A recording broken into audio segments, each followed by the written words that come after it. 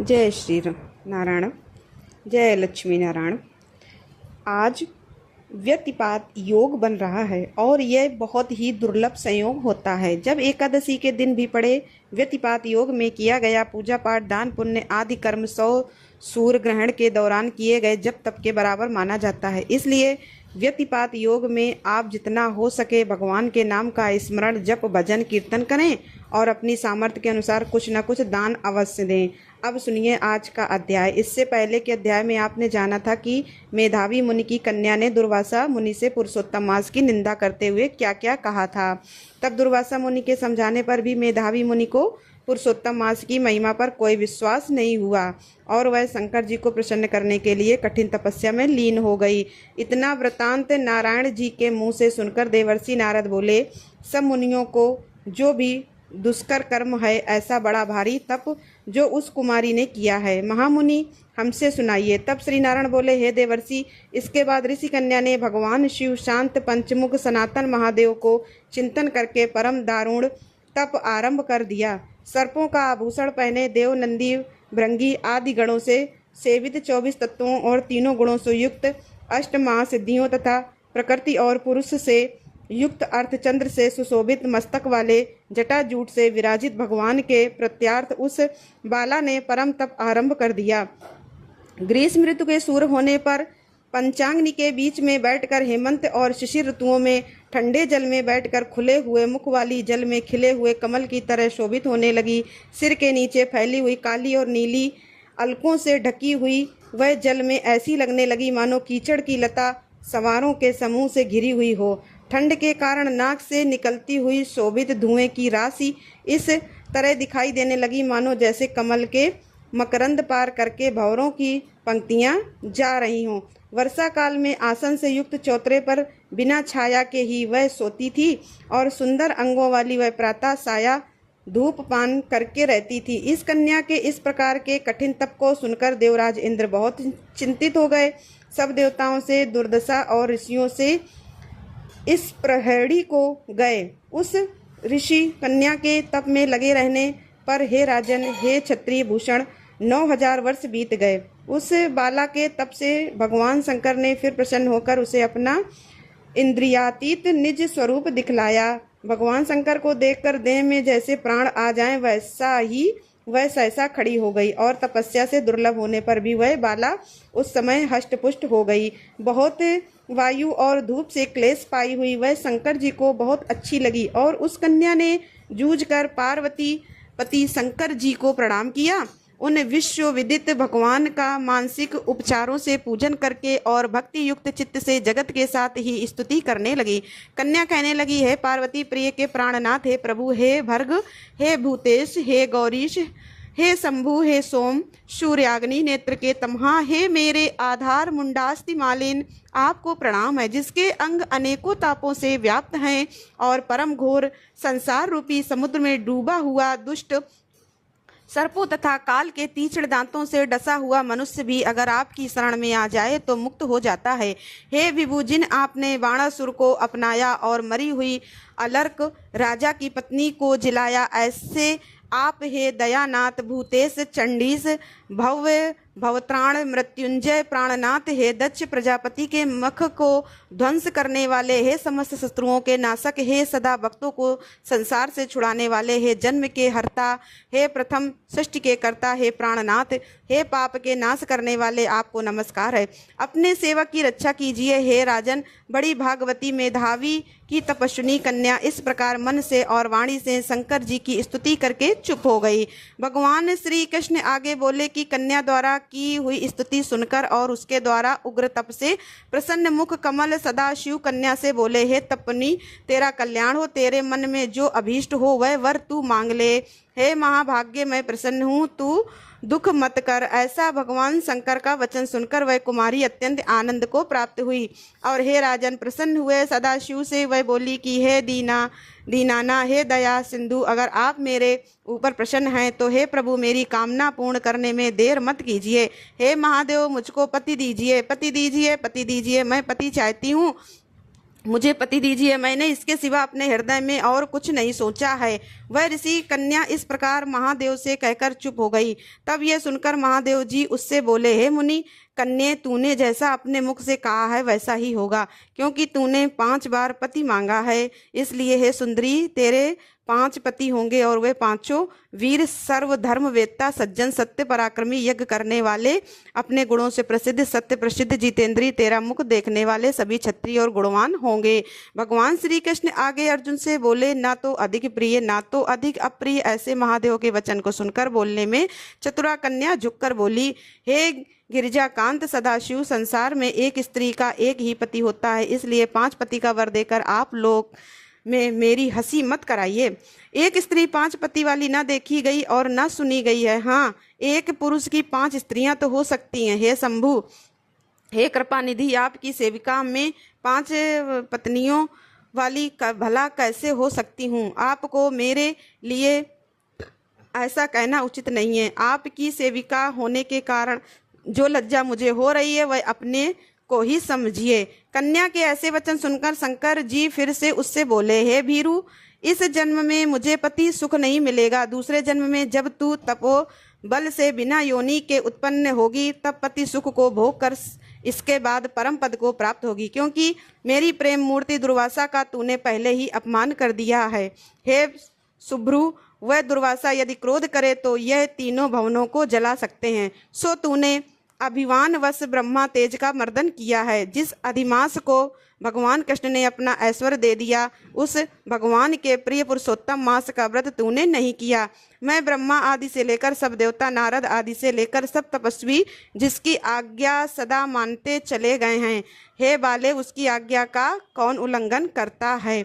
लोक पूजित पुरुषोत्तम मास की दुर्वासा की आज्ञा से तूने पूजा नहीं की। हे मूर्खे, द्विजात्मजे, इसीलिए तेरे 5 पति होंगे। हे बाले, पुरुषोत्तम मास के अनादर करने से अब अन्यथा नहीं हो सकता है। जो उस पुरुषोत्तम की निंदा करता है वह रौरव नरक का भागी होता है। पुरुषोत्तम का अपमान करने वाले को विपरीत फल ही मिलता है। यह बात कभी झूठी नहीं हो सकती। पुरुषोत्तम के जो भक्त हैं वे पुत्र, पौत्र और धन वाले होते हैं, और वे इस लोक को तथा परलोक की सिद्धि को प्राप्त हुए हैं, प्राप्त होंगे और प्राप्त हो रहे हैं। और हम सब देवता लोग भी पुरुषोत्तम की सेवा ही करने वाले हैं। जिस पुरुषोत्तम मास में व्रताधिक से पुरुषोत्तम भगवान शीघ्र ही प्रसन्न हो जाते हैं, उस सेवा करने योग्य मास को हे सुमद में हम लोग कैसे ना पूजें? उचित और अनुचित विचार की चर्चा करने वाले अति अनुकरणी जो मुनि हैं, उन अति उत्कट श्रेष्ठ तपस्वी पुरुषों का वचन कैसे मिथ्या हो सकता है? कहो। इस प्रकार कहते हुए भगवान नीलकंठ शीघ्र ही अंतर्देह हो गए और वह बाला युद्ध से भ्रष्ट हृदय की तरह चकित सी रह गई। श्री सूत जी सनकादि ऋषियों से बोले, हे ऋषियों, रेखा सदृश चंद्रमा से युक्त मस्तक वाले सदाशिव जब उत्तर दिशा की तरफ चले गए, तब वृत्तासुर को मारकर जैसे देवराज इंद्र को चिंता हुई थी, ठीक उसी प्रकार मुनिराज की उस कन्या को अब चिंता होने लगी। इसके बाद जो कुछ भी हुआ उसका वृतांत आप सभी अगले अध्याय में जरूर सुनिएगा। आप सुनिए सीता नित्यनेम की कहानी। यह कहानी सीता माता कहती थी और भगवान श्री राम इसे सुना करते थे। एक दिन भगवान को किसी काम से बाहर जाना पड़ गया तो सीता माता कहने लगी, प्रभु मेरा तो 12 वर्ष का नित्यनेम है और अब आप बाहर जाएंगे तो मैं अपनी कहानी की कैसे सुनाऊंगी? तब भगवान राम जी ने कहा कि तुम कुएं की पाल पर जाकर बैठ जाना और वहाँ जो औरतें पानी भरने आएंगी उन्हें अपनी कहानी सुना देना। सीता माता भगवान के कहे अनुसार कुएं की पाल पर जाकर बैठ गईं। तभी एक स्त्री आई जिसने रेशम जड़ी की साड़ी पहन रखी थी और सोने का घड़ा ले रखा था। सीता माता ने उसे देखा तो कहने लगी कि बहन, मेरा 12 वर्ष का नित्यनेम सुन लो। तब वह स्त्री बोली, मैं तुम्हारा नित्यनेम सुनूंगी तो मुझे तो घर जाने में देर हो जाएगी, फिर मेरी सास मुझसे लड़ेगी। उसने कहानी नहीं सुनी और चली गई। घर जाते ही उसकी रेशम जरी की साड़ी फट गई, सोने का घड़ा मिट्टी के घड़े में बदल गया। यह सब देखकर सासू माँ ने पूछा, अरे बहू, यह किसका दोष अपने सिर पर लगाकर आई हो? तब बहू ने कहा कि माँ जी, कुएं पर एक औरत बैठी थी, उसने कहानी सुनने के लिए कहा, लेकिन मैंने नहीं सुनी, जिसका यह फल मुझे मिला है। अब बहू की बात सुनकर अगले दिन वही साड़ी और घड़ा लेकर सास कुएं की पाल पर गई। सास को वहीं पर सीता माता बैठी मिली तो सीता माता ने उससे भी कहा कि बहन मेरी कहानी सुन लीजिए। सास बोली कि एक बार छोड़, मैं तो 4 बार कहानी सुन लूंगी। तब सीता माता ने कहना शुरू किया, राम आए लक्ष्मण आए देश के पुजारी आए, नित्य नेम का नेम लाए, आओ राम बैठो राम, तपी रसोई जीमो राम, माखन मिश्री खाओ राम, दूध बतासा पियो राम, सूत के पल का मोटो राम, साल दुसाला पोटो राम, साल दुसाला ओढ़ो राम, जब बोलूं जब राम ही राम, राम सवारे सबके काम, खाली घर भंडार भरेंगे, सबका बेड़ा पार करेंगे, श्री राम जय जय राम। सास बोली कि बहन कहानी तो बहुत अच्छी लगी। कहानी सुनकर सास घर चली गई और उसकी वह साड़ी फिर से रेशम जड़ी की बन गई और मिट्टी का घड़ा भी सोने के घड़े में बदल गया। यह सब देखकर बहू बोली, माँ जी आपने ये सब कैसे किया? सास ने कहा, बहू तू तो दोष लगा के आई थी और मैं अब दोष उतार कर आ रही हूँ। बहू ने हैरान होकर फिर पूछा कि तो माँ जी वो कुएं वाली स्त्री कौन है? सास बोली, वे तो साक्षात सीता माता थी। वे पुराने से नया कर देती हैं, खाली घर में भंडार भर देती हैं, वह लक्ष्मी जी का वास घर में कर देती हैं, व्यक्ति की जो भी इच्छा उसे पूरा कर देती हैं वह। तब बहू बोली, माँ जी फिर तो ऐसी कहानी मुझे भी सुना दीजिए। सास बोली कि ठीक है तुम भी सुनो। फिर सास ने कहानी शुरू की, राम आए लक्ष्मण आए देश के पुजारी आए, नित्य नेम का नेम लाए, आओ राम बैठो राम, तपी रसोई जीमो राम, माखन मिश्री खाओ राम, दूध बतासा पियो राम, सूत के पल का मोटो राम, साल दुसाला पोटो राम, साल दुसाला ओढ़ो राम, जब बोलूं जब राम ही राम, राम सवारे सबके काम, खाली गल भंडार भरेंगे, सबका बेड़ा पार करेंगे, श्री राम जय जय राम। कहानी सुनकर बहू बोली, माँ जी कहानी तो बहुत अच्छी है। सास ने कहा, ठीक है अब तो हम इस कहानी को रोज कहा करेंगे। अब सास बहू रोज सवेरे उठती, नहाती धोती और पूजा करने के बाद नित्य नेम की सीता माता की कहानी कहती। एक दिन उनके यहाँ पड़ोस की एक औरत आई और बोली, बहन जरा सी आँच तो दे देना। तो वो बोली कि आँच तो अभी तक हमने जलाई ही नहीं। पड़ोसन ने पूछा, तो फिर तुम सुबह 4 बजे से उठकर क्या कर रही हो? उन्होंने बताया कि सुबह उठकर हम तो पहले पूजा करते हैं, फिर सीता माता की नित्य नेम की कहानी कहते हैं। पड़ोसन ने उनकी बात सुनकर फिर पूछा, सीता माता की कहानी कहने से तुम्हें क्या मिला? तब वे बोली कि इनकी कहानी कहने से घर में भंडार भर जाते हैं, सारे काम सिद्ध हो जाते हैं, मन की इच्छा भी पूरी होती है। पड़ोसन बोली कि बहन फिर तो ऐसी कहानी मुझे भी सुना दो। वह बोली, ठीक है तो फिर तुम भी यह कहानी सुन लो। राम आए लक्ष्मण आए देश के पुजारी आए, नित्य नेम का नेम लाए, आओ राम बैठो राम, तपी रसोई जीमो राम, माखन मिश्री खाओ राम, दूध बतासा पियो राम, सूत के पल का मोठो राम, साल दुसाला पोठो राम, साल दुसाला ओढ़ो राम, जब बोलूं जब राम ही राम, राम सवारे सबके काम, खाली घर भंडार भरेंगे, सबका बेड़ा पार करेंगे, श्री राम जय जय राम। सारी कहानी सुनने के बाद पड़ोसन कहने लगी, बहन कहानी तो मुझे बहुत अच्छी लगी। अब वह पड़ोसन भी नित्य नेम सीता माता की कहानी कहने लगी। कहानी कहने करने से सीता माता ने पड़ोसन के भी भंडार भर दिए। अब तो पूरे मोहल्ले में नित्य नेम की कथा चल पड़ी और हर किसी की मनोकामना सीता माता की कृपा से पूरी होने लगी। हे सीता माता, हे जानकी माता, जैसे आपने उनके भंडार भरे वैसे ही हम सबके भी भरना। कहानी कहने वाले के, सुनने वाले के और ओंकार भरने वाले के भी। सभी प्रेम से बोलिए सीता माता की जय। अब आपको सुनाते हैं ठाकुर जी के एक माली भक्त की कथा। श्री पंढरीनाथ भगवान विट्ठल के भक्तों में संत सावता माली एक महान भक्त हुए हैं। अरण भेड़ी यानी कि अरण गांव नामक गांव इनका निवास था और व्यवसाय से एक माली का काम करती थी। संत सावता माली और इनकी पत्नी जनाबाई दोनों प्रभु की भक्ति में सदा मगन रहते। नागू नाम की इनकी कन्या भी बड़ी उच्च कोटि की भक्त थी। मराठी भाषा में साव का अर्थ चरित्र या सज्जनता होता है और सातवां यह भाववाचक शब्द है। सभ्यता, साधारणपन, यह इसका अर्थ होता है। संत जी हमेशा कहते और मानते थे कि यह बाग भगवान के हैं और भगवान ने हमें इसकी देख रेख हेतु नियुक्त किया हुआ है। बाग में तरह तरह के फल, सब्जियां और फूल लगे हुए थे। बाग में वारकरी यानी कि वैष्णवों द्वारा पंढरपुर पैदल यात्रियों और बहुत से लोगों का आना जाना लगा रहता था, क्योंकि संत सावता माली की जो बगिया थी वह थी ही ऐसी। एक दिन गांव के एक व्यक्ति ने गांव में बात फैला दी कि सावता माली नास्तिक है, वह कभी भगवान का दर्शन करने नहीं जाता और पंढरपुर यात्रा को तो बिल्कुल भी नहीं जाता।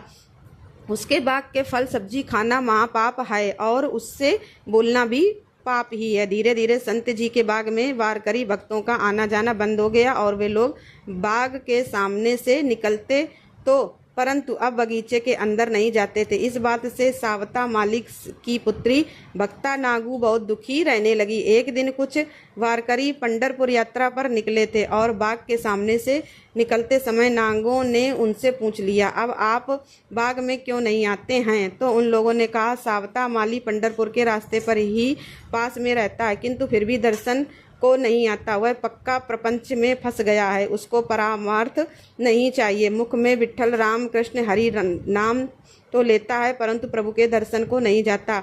हम क्यों आए उसके बगीचे के अंदर? तब भक्ता नागू ने अपने पिता से कहा, पिताजी हम लोग क्यों नहीं जाते? इस बारी पंढरपुर चलते हैं ना?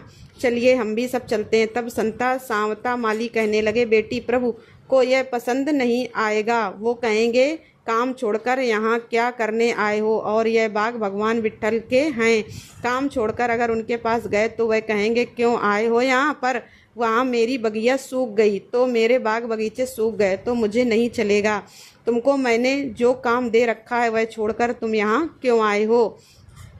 क्या करने आए हो? और सच बात यह थी कि सावता माली इतनी ऊंची अवस्था को प्राप्त हो चुके थे कि उनको तो चारों ओर हरि के ही दर्शन होते थे।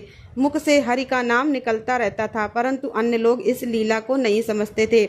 दूसरा उनका भाव था कि यहाँ से होकर संत महात्मा पंढरपुर की यात्रा के लिए जाते हैं तो उन्हें थकान तो होती ही होगी, इसलिए हम उनकी सेवा फल फूल जल आदि से करें, और अगर हम ही बाग छोड़कर दर्शन करने चले गए तो संत महात्माओं की तो सेवा नहीं होगी। संतों के चरणों में इनकी बहुत भक्ति थी, लेकिन साधारण लोग समझते थे कि सावता माली नाम तो जपता है परंतु मंदिर कभी नहीं जाता।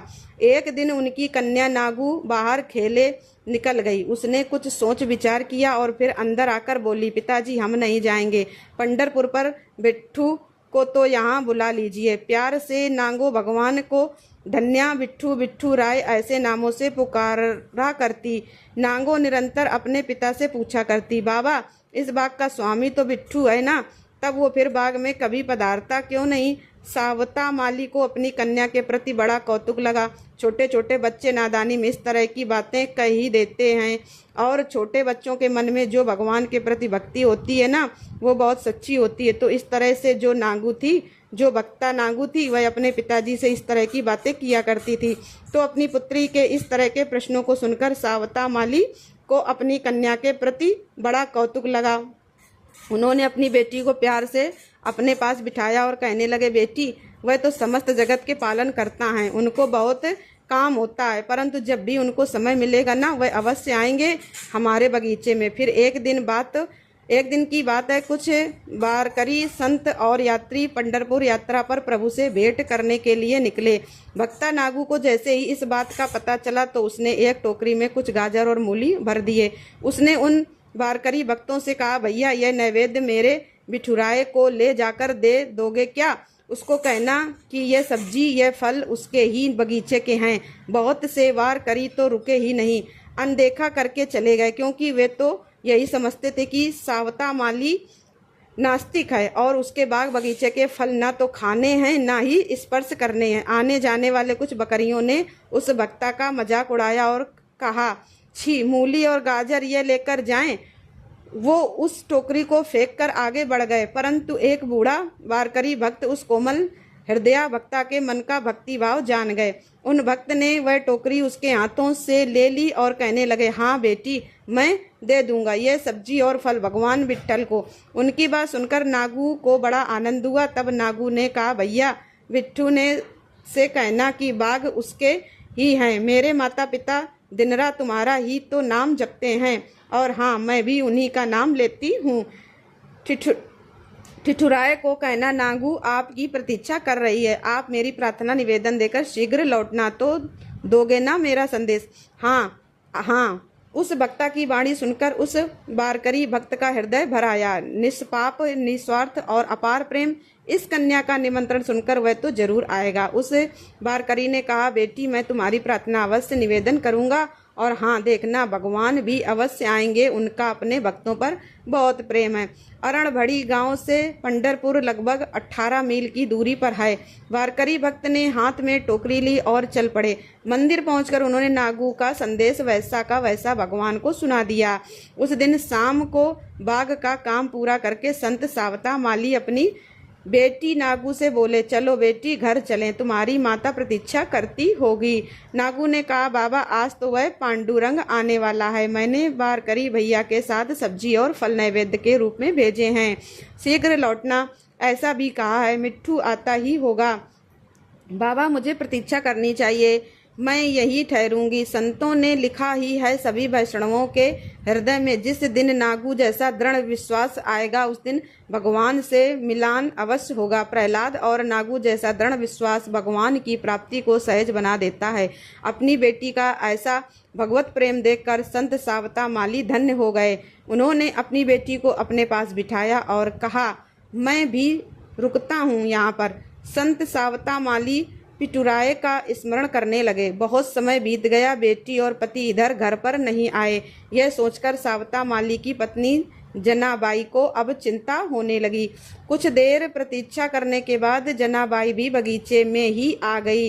बेटी की प्रेम अवस्था और प्रभु भक्ति देख जनाबाई की आंखों से भी आंसू बहने लगे। सब परिवार सुधबुध खोकर प्रभु का स्मरण करने में मगन हो गए। नाम जप करते करते पूरी रात बीत गई, किसी को पता ही नहीं चला। नागू ने भगवान का दर्शन प्राप्त करने के लिए बस रट लगा दी थी। यहाँ तक कि उसकी रट ऐसी थी, ऐसी जिद उन्होंने पकड़ा ली कि अन्न जल त्याग दिया और भजन में ही लगी रही।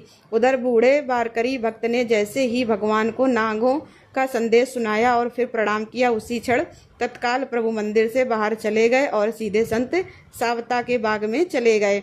सावता माली के पास जब प्रभु आए तब प्रभु के दर्शन केवल सावता माली को ही हुए थे। उन्हें देखकर संत जी ने विचार किया कि अब इस सुंदर बिट्ठू को कहाँ रखें और क्या करें। हाँ, ऐसी हलचल उनके मन में होने लगी।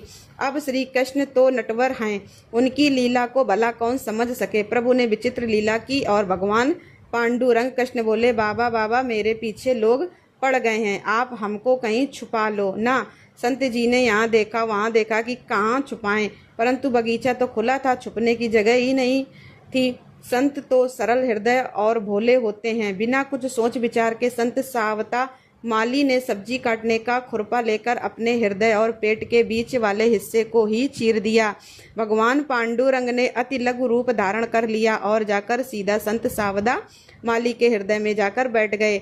भगवान भी तरह तरह की रंग बिरंगी लीलाएं करते हैं। भगवान को संत जी के हृदय में रहना बड़ा अच्छा लगा। प्रभु हृदय में विलीन हो गए। संत निरंतर अपने हृदय में उस दिव्य ज्योति का दर्शन करने लगे। उनको दर्शन तो आत्म रूप से होता रहता, परंतु संत जी सोचने लगे कि अब हमारी बेटी और हमारी पत्नी को भला दर्शन कैसे हो।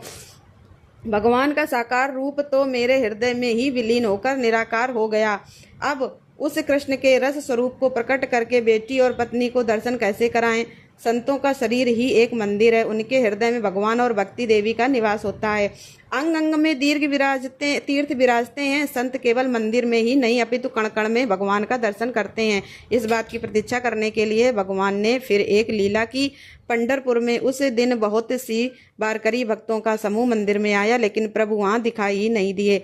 अब किसी की समझ में कुछ भी नहीं आ रहा था। बाद में श्री निवृत्तिनाथ, ज्ञानदेव, सोपानदेव, मुक्ताबाई आदि अनेक महान संत भी उस दिन भगवान विट्ठल के दर्शन के लिए पंढरपुर में मंदिर में पधारे। अंदर जाकर देखा तो भगवान तो मंदिर में हैं ही नहीं। अब भगवान को ढूंढे कैसे। संत श्री ज्ञानदेव जी ने कुछ क्षण ध्यान लगाया और कहा, चलो भगवान अरण गांव में कहीं गए हुए हैं। भगवान के कंठ में तो तुलसी हार होता ही है, अंगों से भी सुंदर सुगंध ही आती है। सुगंध के पीछे से चलकर ही पता लग जाएगा कि भगवान कहाँ हैं। अब क्या हुआ कि सब संत मंडली तुलसी की सुगंध सूंघते सूंघते चले जा रहे हैं। चलते चलते आ पहुंचे श्री सावता माली जी के ही बगीचे में, और नागू उस समय सावता माली की गोद में सिर रखकर विरह में विट्ठल स्मरण कर रही थी।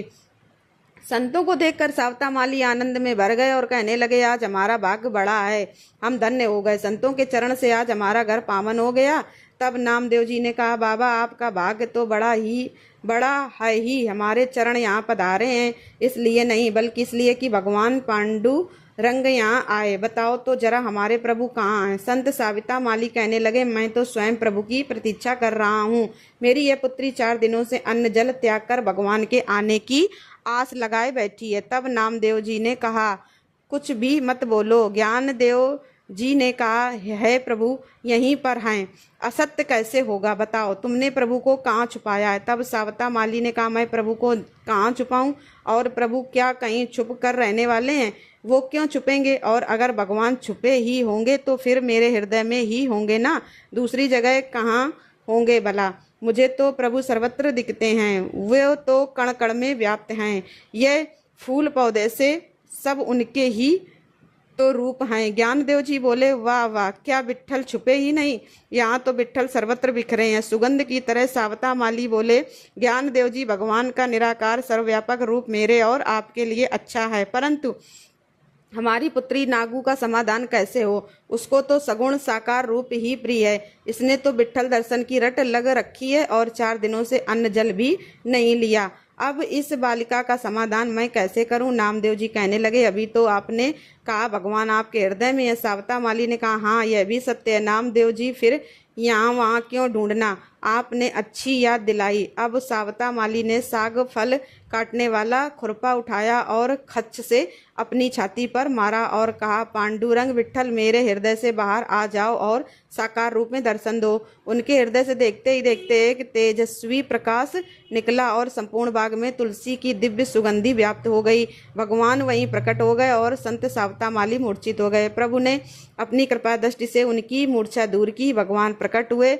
तब नागू भागकर प्रभु के पास गई और उनसे लिपट गई। नागू ने कहा कि विट्ठल बिट्ठू तुम आ गए, देखो पिताजी बिट्ठू आ गए, धनी आ गया, मुझे पता था वह अवश्य आएगा। सब संत मंडली ने हरिनाम संकीर्तन किया।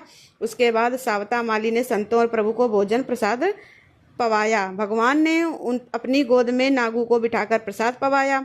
तब नागू ने कहा, बिट्ठू देखो अब कहीं जाना नहीं। इस पर नामदेव जी बोले, बेटी यहाँ रहकर कैसे चलेगा? प्रभु को तो जगत के बहुत सारे कार्य करने होते, वे बहुत व्यस्त होते हैं, ना तो यहाँ पर नहीं ठहर सकते। तब नागू ने कहा, हाँ यह भी ठीक ही है, परंतु बीच बीच में आते जरूर रहना, और यह बाग आपका ही तो है और हम सब आपके सेवक हैं।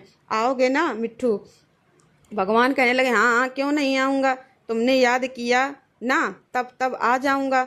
तुम्हारे प्रेम में बंधकर तो मुझे आना ही पड़ेगा। सावता माली जनाबाई को प्रभु ने आशीर्वाद दिया और नागू को लाड लड़ाकर प्रभु वहीं अंतर्देह हो गए। यह थी आज की कथा। सभी मिलकर प्रेम से बोलिए, भक्त सावता माली की जय, भक्ता जनाबाई की जय, भक्ता नागू की जय। अब सुनिए श्री चालीसा, कृष्ण चालीसा पाठ और तुलसी माता की आरती। बंसी शोभित कर मधुर नील जलद तन श्याम, अरुण अधर जनु बिंबा फल नयन कमल अभिराम, पूर्ण चंद्र अरविंद मुख पीताम्बर शुभ साज, जय मनमोहन मदन छवि कृष्ण चंद्र महाराज, जय यदुनंदन जय जगवंदन, जय वासुदेव देव की नंदन, जय यशोदा सुत नंद दुलारे, जय प्रभु भक्तन के धृत तारे, जय नट नागर नागन तैया कृष्ण कन्हैया धेनु चरैया, पुण्य के पर प्रभु गिरिवर धारो, जा आयो दीनन कष्ट निवारो, बंसी मधुर अधर धर तेरी होवे वे पूर्ण मनोरथ मेरो, आओ हरि पूर्णिमा माखन चाको, आज लाज भारत की राखो,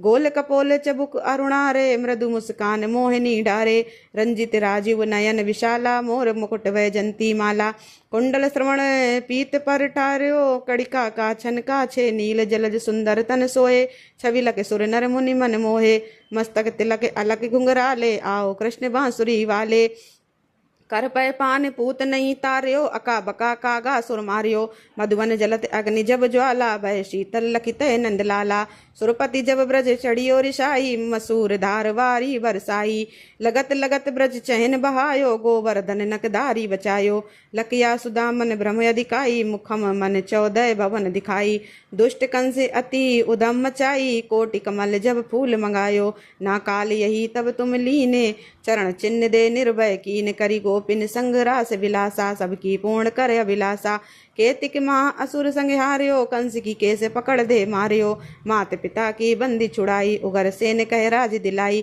मैं से मृतक चहु सुत लो लायो, मातु देव की शोक मिटायो। बहु माँ सुरमुर दैत्य संगारो, लाटे दशहस कुमारो। देवी नहीं तण चीर संगारा, जरा सिंधु राक्षस कह मारा। असुर बकासुर आदिक मार्यो, भक्तन के तब कष्ट निवार्यो। दीन सुदामा के दुख टार्यो, तंदुल तीन मूठे मुख डार्यो। प्रेम के सागे विदुर घर मांगे, दुर्योधन के मेवा त्यागे। लख प्रेम की महिमा भारी, ऐसे श्याम दीन हितकारी। भारत के पारत रथ हाके, के लिए चक्र कर नहीं बलता के। निज गीता के ज्ञान सुनाए, भक्तन हृदय सुधा बरसाए। मीरा थी ऐसी मतवाली, पी गई विष। मीरा थी ऐसी मतवाली, विष पी गई बजा कर ताली। राणा भेजा सांप पिटारी, सालिग्राम बने बनवारी। निज माया तुम विदय दिखायो, उरते संशय सकल मिटायो। तब सत निंदा कर तत्काला, जीवन मुक्त भयो शिशुपाला। जब ही द्रौपदी टेर लगाई, दीनानाथ लाज अब जाई। तुरत वचन बने नंदलाला, बड़े चीर भये अरिमु काला। असनाथ के नाथ कन्हैया, डूबत बबर बचावत नैया। सुंदर दास आस उधारी, दया दृष्टि की जय बनवारी। नाथ सकल मम कुमित निवारो, क्षमो बेगी अपराध हमारो। खोलो पट अब दर्शन दीजिए, बोलो कृष्ण कन्हैया की जय। बोलो कृष्ण कन्हैया की जय, बोलो कृष्ण कन्हैया की जय। ये चालीसा कृष्ण का पाठ करे, उधारी अष्ट सिद्धि नौ निधि फल लहे पदार्थ चार। बोलो श्री कृष्ण भगवान की जय। तुलसी महारानी नमो नमो, हर की पटरानी नमो नमो। नमो नमो धन तुलसी पूर्ण तप कीनो, धन तुलसी पूर्ण तप कीनो। सालिग्राम बनी पटरानी, नमो नमो तुलसी महारानी। नमो नमो जाके पत्र मंजरी कोमल, जाके पत्र मंजरी कोमल। श्रीपति कमल चरण लपटानी, नमो नमो तुलसी महारानी। नमो नमो धूप दीप नैवेद्य आरती, धूप दीप नैवेद्य आरती। पुष्पन की वर्षा बरसानी, नमो नमो तुलसी महारानी। नमो नमो छप्पन भोग 3600 व्यंजन, छप्पन भोग 3600 व्यंजन। बिन तुलसी हरि एक न मानी, नमो नमो तुलसी महारानी। बिन तुलसी हरि एक न मानी, नमो नमो तुलसी महारानी। सभी सखी मैया तेरो यश गावें, सभी सखी मैया तेरो यश गावें। भक्ति दान दी जय महारानी, नमो नमो तुलसी महारानी। नमो नमो हर की पटरानी, नमो नमो तुलसी महारानी। नमो नमो हर की पटरानी। बोल तुलसी मैया की जय।